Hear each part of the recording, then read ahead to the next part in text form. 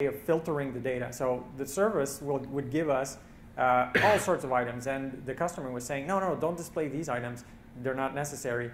But in some implementations, in some clients, it was, and then we really had nothing to check against, and it was just like we had to look at the raw data that the service was giving us, and it was quite tricky.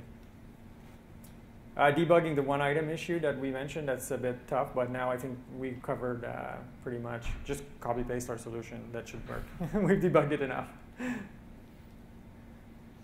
Understand your server, again, I keep mentioning it, but really read the documentation, ask all sorts of questions, make sure that you know how it will behave, or else you'll get, I didn't show this, but when I added the error screen, I wanted to go back and show you what happens when you get an error and you didn't have that code. Well, it just shows the loading item forever, or a blank screen, and that's really annoying.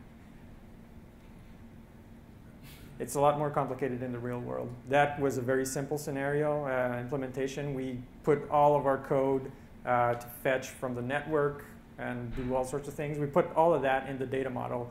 If you're have decent programmer, you're going to split your logic into a few files, and it's well, you have to pass some information around, so you won't necessarily be able to take our sample app and just apply it to your app. Right. That's it. That's it. Good. So, any questions? There is a mic here that we can talk to. One. And there's one over there. If it's a cute question, we don't want it. Why do you actually expect the server to return less than the limit you requested, even if it has more data than that? Is it because of computing requirements? I don't know. Where the server I worked with, from when I had to implement it, just did that. And the customer said, yeah, sometimes it does that. And I was like, okay, I have to handle that. You get like a CPU quota or something? Yeah, probably. I don't know what it was. Instead of, I would have expected it to tell me that it was busy and just try again later. But no, it would decide. It was probably, like you said, a CPU quota, some cloud service or something. And it would just return half the items. And I think it's just like we need to protect ourselves when we develop code against a server. And that was one of the cases that we said, well, it's better to put it than, even if it gives you all the items, maybe someday you won't get it, and at least it's bulletproof this way. Right. In most cases, you just request 20 items. Yeah, you must 16, and you're like, that's it. No, end of the list. No, we keep going until we know that there's no more. But yeah, I think it's proper to. It's a better idea to handle it. Okay. Was there one more? Yeah. I was wondering if in the list you have to also to load images, then it gets a bit more complicated. You know, if BlackBerry platform has a facility for handling to load the image and the caching, or maybe a third-party framework to make it easier, or we have to do it ourselves. No, I looked at the roadmap, and there is a way forward now that the images delivered from the network should also be simple to handle. Do you know when more or less, or? I don't remember. There was like on the developer side, that was shown on the keynote. I saw it in the flight chart there. So there you can see which release it if you go to the developer side. Thank you. Otherwise, it's a bit complicated now that you have to handle that as well yourself.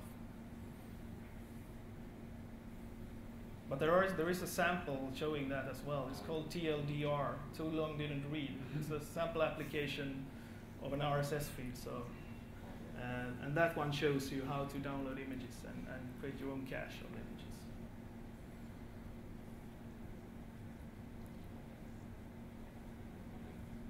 So the event you mentioned about when you reach the end of the list.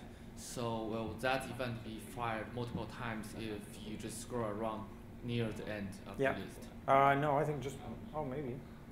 Yeah, if you go down, it fires, and then if you go up, scroll out and back again, it will fire again. So you have to protect yourself against that scenario as well. If there is a reply queued up, you don't make another request already queued up. You don't. Our request data function has a flag there. It checks if it's already doing stuff. Oh, that's not that guy. I won't ask the cute question. Memory management. Right. You keep scrolling and scrolling and scrolling, memory fills up. How do you handle that?